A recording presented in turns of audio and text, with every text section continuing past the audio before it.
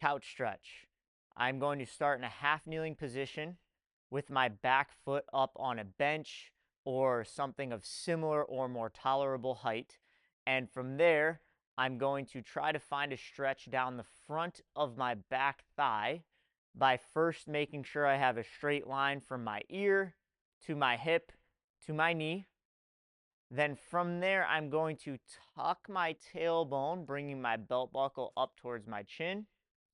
And I'm also going to think about just slightly rounding my back, but without losing any height.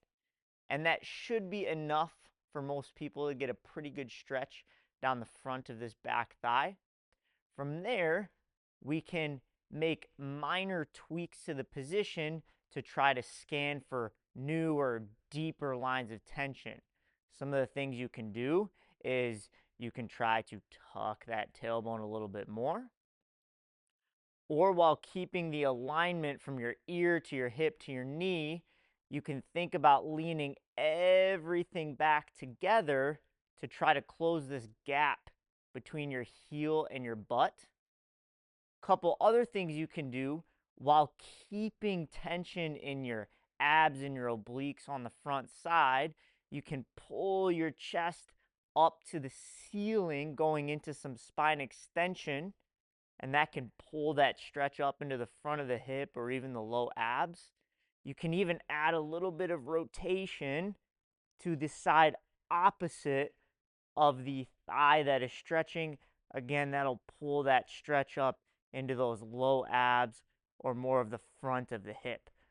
What we are not doing here is we're not jamming our hips forward or flaring our ribs way up.